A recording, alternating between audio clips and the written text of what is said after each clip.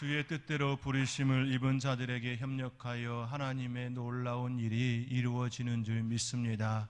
그 은혜가 저와 여러분 가운데 날마다 일마다 시마다 이루어지기를 다시금 주님의 이름으로 축복합니다. 한국 사회에는 개인화가 더욱 급속하게 진행되고 있습니다. 코로나19가 촉매제가 되어 더욱더 우리 사회 가운데 더 깊이 다가왔습니다. 공동체가 개인으로 조각조각 부스러져 마치 모래알처럼 흩어진 그런 모습이 나타나고 있습니다. 개인은 더 미세한 존재로 분해되면서 서로 이름조차 모른 채 살아가는 그런 현상들이 나타나고 있지요. 이러한 현상은 나노사회라고 일컫습니다.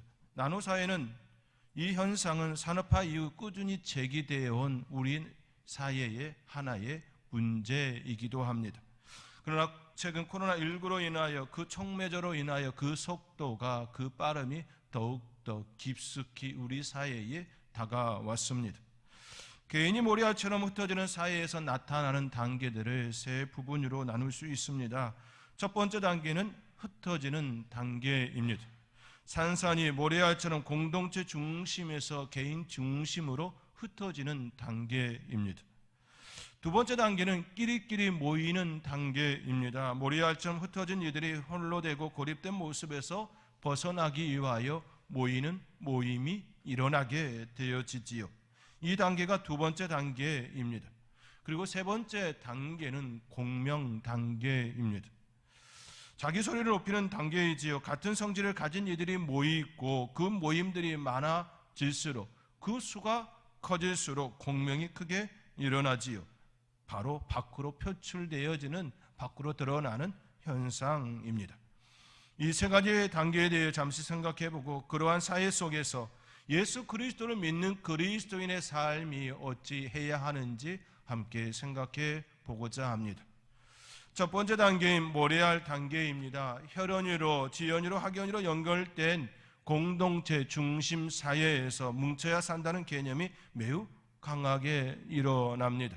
앞에서 끌어주고 뒤에서 밀어주며 그 사회 속에서 아름다운 모습이 일어날 수 있다. 그리하여 너도 잘 되고 나도 잘 된다라는 의식을 갖습니다. 그러나 개인화가 급속하게 일어나면 뭉쳐야 사는 것이 아니라 흩어야 살 수 있다라는 의식이 우리 가운데에 일어나게 되어지지요. 이를 잘 드러내었던 것이 바로 코로나19였습니다. 코로나19가 심하면 심할수록 모이면 모일수록 걸릴 확률이 높아지기에 흩어져야 한다라고 했습니다. 걸리면 죽는다라는 의식이 우리 가운데에 일어났지요. 그렇지요. 모래알 단계처럼 일어난 사회 현상이었습니다. 그리하여 학교도 회사도 도서관도 문을 닫고 재택근무와 비대면 수업이 진행된 바 있습니다. 코로나19는 모래알 단계로 나아가는데 하나의 버튼 역할, 촉매제 역할을 감당했습니다. 그러나 이미 우리 사회는 모래알 단계로 진입하고 있었다라는 것, 우리는 우리 사회에 일어나는 하나의 예를 통하여 볼 수 있습니다. 그러한 단적인 예로 가족 구성에서 찾아볼 수가 있습니다. 통계청이 발표한 2020년 1인 가구의 수는 664만 3,354구로 전체 가구의 31.57%를 차지하였습니다. 코로나19가 우리 사회에 깊숙이 들어왔던 그때가 아니라 2020년 통계 숫자인 것이지요. 이미 2020년 1인 가구가 31.57%였다라는 사실입니다. 가족 공동체가 가진 결속력은 약해지고 가정이 수행하던 역할은 예지화되어지는 현상들이 우리 사회 가운데 더 많이 일어났습니다. 1인 가구들을 위한 밀키트가 우리 사회에 깊숙이 들어온 것은 가정이 수행하던 역할, 그것이 바로 외주화되어진 하나의 단면인 것이지요. 가족 공동체가 함께 모여 식사했던 그 달랄한 모습이 1인 가구가 되어지고 또 여러 명이 함께 살고 있지만 홀로 먹는 그 시간, 그것을 더 원활하게 진행될 수 있도록 밀키트가 우리 사회에 깊숙이 들어온 하나의 단면인 것이지요. 이처럼 우리 삶은 모이알처럼 개인화되고 있습니다. 두 번째 단계인 끼리끼리 단계입니다. 인간은 사회적 존재이지요. 사회적 동물입니다. 개인화가 진행되었다고 하여 인간의 그 습성까지 파괴되어지는 건 아니지요. 다만 다른 형태로 나타날 뿐입니다. 예전에는 혈연, 지연, 학연 등으로 내가 좋아서 선택한 것이 아닌 태생적으로 필연적으로 그렇게 만남을 가졌던 그러한 연결점이 이제는 그러한 모습이 아닌 내가 좋아하는 것, 내가 하고 싶어하는 것들로 모임을 갖게 되어지는 현상입니다. 특히 코로나19로 자연스러운 만남이 깨어진 이후에는 본인들이 좋아하고 하고 싶었던 것들을 하면서 그러한 끼리끼리 모임이 일어나게 되어졌지요.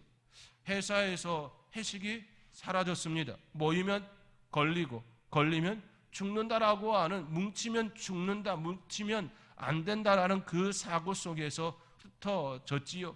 그런 가정 속에서 공동체 결속력보다는 개인이 선호하는 그런 사회의 한 단면이 우리 가운데 일어났습니다.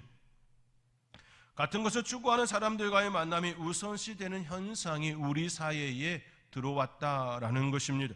다시 말해 개인적 욕구가 공동체의 결속력보다 더 강하게 우리 사회에 일어남을 볼 수가 있습니다.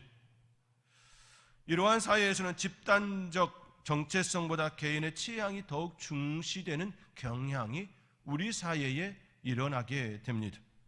이는 사회적 변화의 핵심이지요. 전통 사회에서의 개인은 그 집단이 지향하는 것을 추구하며 살아갑니다. 그 집단이 추구하는 그것을 추구하며 살아가는 존재가 바로 예전의 그 모습이지요. 그러나 개인화가 더 급속하게 진행되어지면 본인이 좋아하고 본인이 추구하는 그 세계를 찾아가는 사회가 됩니다. 앞서 말씀드린 것처럼 나노사회의 개인은 자기 내면이 원하는 것을 추구하는 그런 현상들로 차지하게 됩니다. 이것이 지금 사회의 한 단면입니다. 결국 흩어진 개인들이 자신이 추구하고 선호하는 것들을 다시 모임을 갖는 특성, 그 특성이 일어납니다. 자기들이 선호하는 그 모임들이 점점 커지고 그 안에서의 모임이 활성화되는 현상이지요. 끼리끼리 모이는 그 모임, 그 단계가 두 번째 단계입니다. 세 번째 단계는 공명 단계이지요. 같은 취향으로 뭉친 이들은 같은 소리를 내도록 작동합니다. 그렇지요. 좋아하는 사람들끼리, 좋아하는 것을 추구하는 사람들끼리 모이면 그것들을 더 이야기하게 되어지지요. 공명이 일어납니다. 단적인 예로 이러한 모습들은 다양해진 미디어 검색 기능창에서 뚜렷하게 우리 사이에 일어나고 있습니다.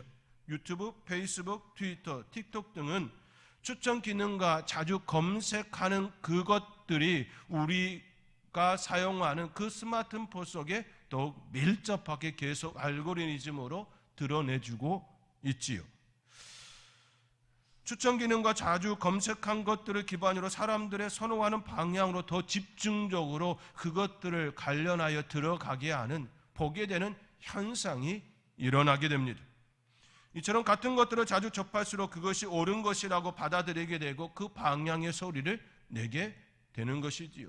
계속해서 같은 소리를 계속 듣다 보면 그것이 옳다라고 우리 안에서 더 일어나게 됩니다. 뿐만 아니라 내가 선호하는 것, 내가 좋아하는 것을 그렇게 많은 사람들의 이야기로 들려오니 더욱더 학습 효과가 일어나게 되어 그것이 옳다고, 더 옳다고 이야기하게 되어짐인 것이지요. 그것을 선호하는 일이 많을수록 그 영향력은 밖으로 더 크게 일어나는 현상이 되어집니다. 이러한 공명의 모습은 처음에는 자신이 선호하여 시작하였지만 시간이 지남에 따라 자신의 선택보다 강화된 학습 효과가 나를 지배하게 되어집니다. 처음은 내가 선호하여, 내가 좋아하여 선택하였지만 시간이 지나다 보니 학습 효과에 의하여 더 강화되어지고 내 목소리가 아닌 그것의 목소리를 내는 현상이 되어진다라는 것입니다. 이는 개인의 파편화가 만들어낸 또 하나의 역설입니다. 자신이 선호하는 것을 찾아서 떠난 여행의 끝이 공명의 효과로 자신이 동화된 또 다른 결과로 나타나는 기이한 현상이지요. 내가 좋아했던 것이, 그렇게 시작했던 것이 오히려 그것들로 인하여 내가 좌우되어지는 그 현상들 말입니다. 우리는 이러한 시대 속에 살아가고 있습니다. 저는 최근 여러분에게 시대 속의 사명자라는 큰 주제를 가지고 여러분에게 하나님의 말씀을 전하고 있습니다. 시대 속의 사명자로 살기 위하여 우리는 시대의 흐름, 사회 현상에 대하여 바로 알아야 합니다.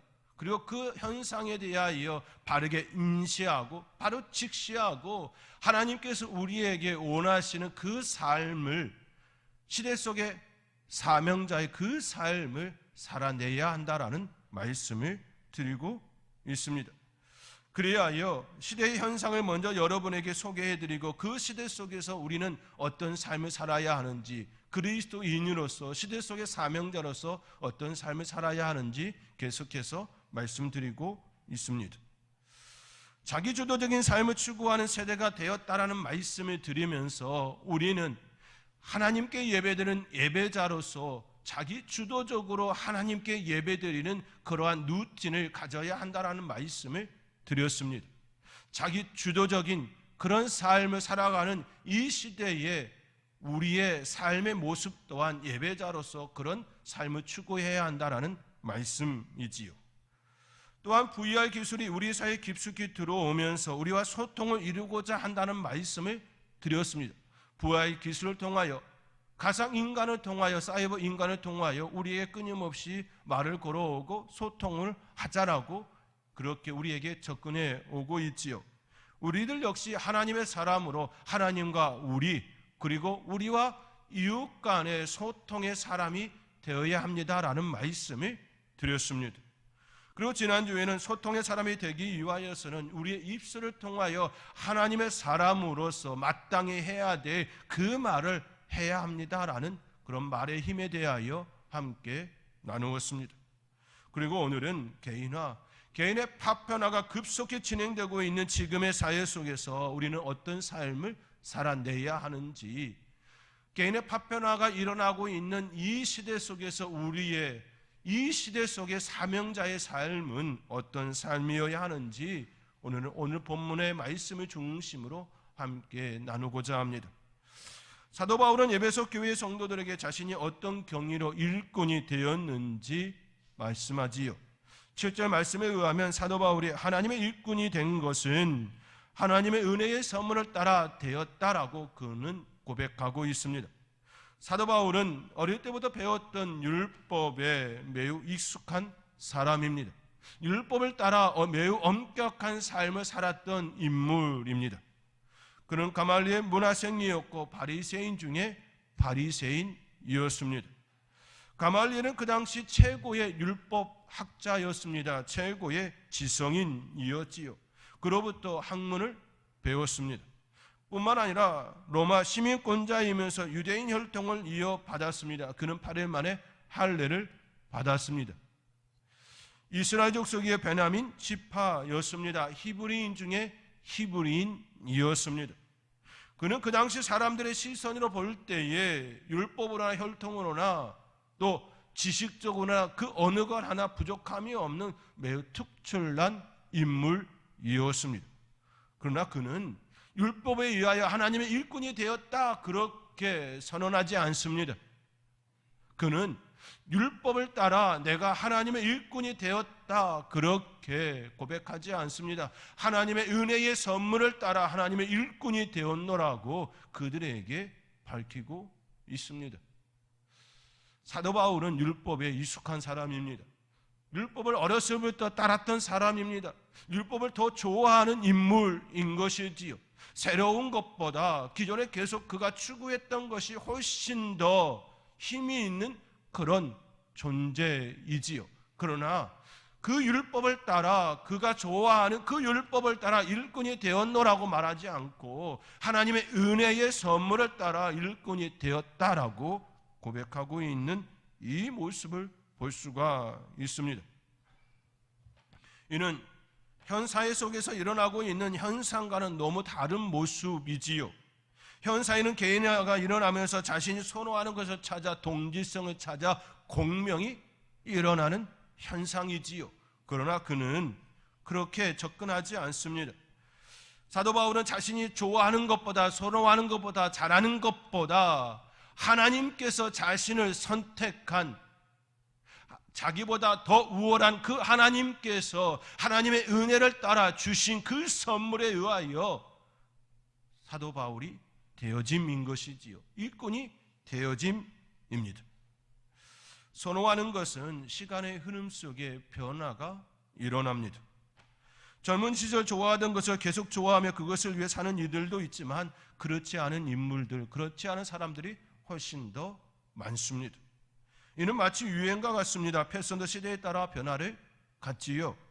그것을 따라 살아가는 이들도 있는 반면에 전혀 유행과는 상관없이 살아가는 이들도 있습니다.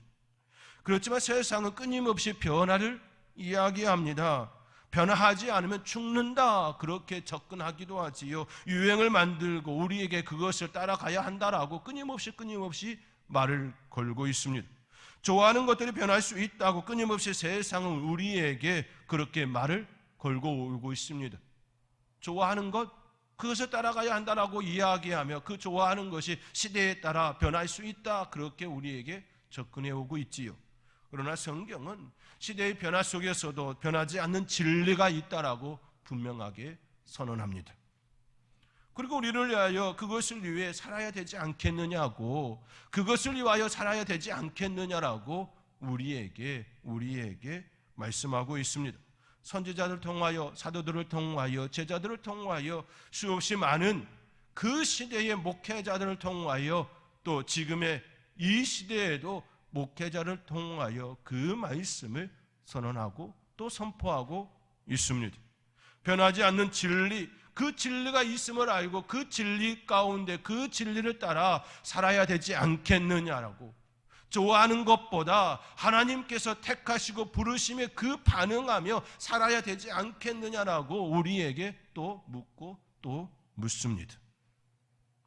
그것이 바로 시대 속의 사명자의 삶입니다. 시대 속의 사명자의 삶은 시대에는 변할지라도, 좋아하는 것들이 변할지라도 하나님의 부르심에는 변함이 없어야 합니다. 이것이 바로 사도 바울의 삶이었고 하나님의 은혜의 선물을 따라 살아가는 사명자의 삶입니다. 그 일꾼된 바울은 자신의 삶이 다할 때까지 선교의 사명을 감당하였습니다. 안디옥 교회에서 이방인 선교사로 세워진 그들은 터키, 그리스, 이탈리아, 로마에 이르기까지 생명 다해 선교의 그 사명을 감당하였습니다. 복음을 전하는 자가 되었습니다. 그가 그처럼 이방인을 향하여 복음을 전하는 자가 되어 때론 매를 맞고 때로는 갖은 욕설을 들으며 돌에 맞고 핍박을 받았습니다. 그가 이처럼 그렇게 사명을 다하며 욕을 받으며 돌을 맞고 매를 맞은 이유는 오늘 본문 6절이 말씀하고 있는 것처럼 함께하는 자들이 되었기 때문입니다. 함께하는 그 일에 그가 속해 있었기 때문입니다. 오늘 본문 6절의 말씀입니다. 오늘 본문 6절의 말씀 우리 함께 읽겠습니다. 이는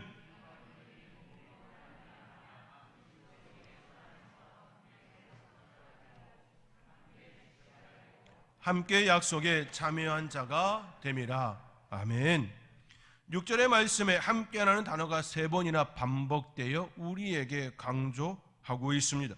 이는 그리스도 예수 안에서 복음으로 말미암아 하나 된 공동체임을 강조하고 있는 말씀인 것이지요. 내용적으로도 마찬가지입니다. 상속자가 되고 지체가 되고 참여자가 되어진 이 내용들은 같은 내용들인 것이지요. 예수 그리스도로 인하여, 복음으로 인하여, 예수 그리스도의 보혈로 인하여 한 지체 되었다라는 말씀입니다. 복음으로 말미암아 예수 그리스도와 함께 하나님의 은혜를 누리게 되었다라는 말씀입니다. 함께 지체가 되었다라는 말씀입니다. 하나님의 은혜의 선물을 따라 일꾼이 되어진 그 이유가 무엇입니까? 함께입니다. 함께입니다. 함께 그 은혜를 누리며 살아가는 삶이 되어지기를 원하고 있는 것이지요. 그렇습니다. 이방인이었던 우리들도 사도 바울이 선교의 사명으로 터키, 그리스, 로마에 이르기까지 복음을 증거한 삶으로 인해 복음이 주는 혜택을 누리게 되었습니다. 만약 지금의 시대와 같이 개인 파편화가 극심하여 모래알처럼 흩어졌다면, 그러한 모습이었다면 진정 우리는 그 혜택을 누리지 못했을 것입니다. 자신들이 선호하는 것을 위하여 모이고 또 그것을 쫓는 모습으로 공명을 이루고 그것이 힘이라고 여기며 쫓아가는 그러한 삶을 살아간다면 사도 바울과 같은 그 모습이, 그 영향력이 일어나지 못했을 것입니다. 지금 우리는 그 은혜를 누리지 못했을 것입니다. 왜냐하면 선호하는 것을 추구하는 삶에는 한계가 있기 때문이지요. 좋아한다는 의미는 감정적인 요소가 더 많이 들어가지요. 감정적인 요소는 시대 속의 사명자로서 온전히 감당할 수가 없습니다. 사명을 감당하기 위해서는 때로는 감정을 억눌러야 할 때가 있지요. 물론 좋아하는 것을 하기 위하여서도 감정을 누르고 참고 견디는 시간들이 분명 있기도 하지요. 그러나 차원이 다른 개념입니다. 부모가 자녀들 앞에서 항상 솔직한 감정을 드러내었다면 자녀들은 끊임없이 너무나 많은 상처를 받았을 것입니다. 왜냐하면 부모 역시 온전하지 않지요. 완전하지 않기에 있는 그대로 감정을 드러내었다면 그렇지요. 많은 충격을, 많은 갈등을 일으켰을 것입니다. 부모에게 감정을 억누르고 의지적으로 사랑한 때도 있었습니다. 부모이기에 자신이 좋아하는 것을 억누르고 헌신적으로 희생하며 가정을 위하여, 자녀들을 위하여, 부부의 삶을 위하여 그렇게 그 자리를 감당한 바 있지요. 부모이기에 사명은 바로 이와 같습니다. 시대 속의 사명자로 산다는 것은 시대가 추구하는 것을 거슬러 올라가야 한다라는 말이지요. 사도 바울이 그 시대가 추구하는 그 모습이었다면 율법을 따라가는 그 삶이었을 것입니다. 자신이 좋아하고 잘하고 그것을 하는 그런 삶이었을 것입니다. 그러나 하나님의 은혜의 선물을 따라 하나님의 일꾼이 되어 이방인의 사도가 되어 이방인의 선교사가 되어 매를 맞고 가진 욕설을 들으며 그 자리에 섰던 것입니다. 시대를 거슬러 올라가는 삶이었습니다. 그러한 삶을 살았던 이가 바로 사도 바울인 것이지요. 오늘 본문 5절의 이를 또 잘 드러냅니다.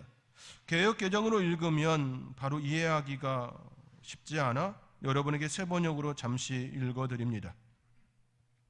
지나간 다른 세대에서는 하나님께서 그 비밀을 사람의 아들들에게 알려주지 아니하셨는데 지금은 그분의 거룩한 사도들과 예언자들에게 성령으로 계시하여 주셨습니다. 그렇죠. 그 이전 세대는, 지나간 이전 세대는 하나님의 비밀, 그 복음이 그들에게 알려지지 않았다. 그러나 지금은 하나님의 사람들을 통하여 하나님의 비밀, 예수 그리스도의 그 보혈이 우리에게 알려진 바 되었다. 성령으로 알려지게 되었다. 그런 말씀입니다. 그것으로 인하여 사도 바울도 은혜를 입었다라는 것이지요. 그것으로 인하여 이방인의 사도가, 이방인의 선교사가 되었다라는, 이방인의 일꾼이 되었다라는 말씀입니다. 우리 역시 그 은혜를 입음인 것이지요. 우리 역시 이전 세대에 보지 못했던 그 많은 하나님의 일을 보고 살아가는 존재가 되었습니다. 우리보다 앞선 수많은 믿음의 선조들을 통하여 우리는 믿음의 역사가 얼마나 큰지, 복음의 능력이 얼마나 강한지 우리는 이미 경험하고 있습니다. 그렇지요. 이전 세대들에게서 보지 못했던 그 놀라운 세계를 우리는 누리고 살아가고 있습니다. 그러면서 우리 하나님께서 우리에게 부르심 아닙니까?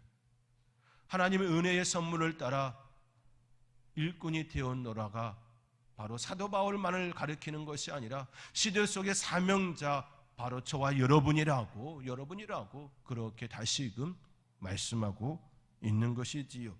그러한 저와 여러분의 삶이 될 수 있기를 주님의 이름으로 권면드립니다. 마리안 앤더슨이라는 미국의 흑인 알토 가수가 있습니다. 지금은 작고한 그런 가수이지요. 흑인 영광의 제1인자로 불렸고 뉴욕 메트로폴리탄 오페라에서 노래한 최초의 흑인 가수입니다. 그녀는 필라델피아 빈민가의 가난한 가정에서 태어났습니다. 백화점의 냉동실에서 일하는 노동자였던 아버지가 죽자 그녀의 집안 형편은 더욱 어려워졌습니다. 그녀는 어려서부터 노래 부르는 일에 특별한 재능이 있었습니다. 음악적 소질을 그냥 썩히는 것이 아깝다고 여긴 교회는 후원을 조직하여 레슨을 받을 수 있도록 지원하였습니다. 이에 힘입어 공부를 마치고 가수가 된 그녀는 뉴욕의 맨해튼 무대에 올라 처음으로 독창회를 열게 되었습니다. 그러나 독창회로 참석한 수많은 백인들이 언론을 통해 악평을 쏟아 부었습니다. 여자의 목소리가 남자의 목소리 같다고, 소프라노인지 알토인지 구분이 안 된다고, 당시 백인들이 흑인들을 차별하고 무시하던 때였으므로 흑인 가수였던 그녀를 더욱 신랄하게 비난하는 글들이 실렸습니다. 사람들의 비난에 그녀의 마음이 무너졌습니다. 그녀는 깊은 시리에 빠졌습니다. 낙심하여 다시는 노래를 부를 수 없는 그 상황에 놓였습니다. 다시는 노래를 부르지 않겠다고 울부짖었습니다. 그때 그녀의 어머니가 그녀를 위로하며 이러한 말을 건넵니다. 애야, 은혜가 이대함보다 먼저 있어야 한단다.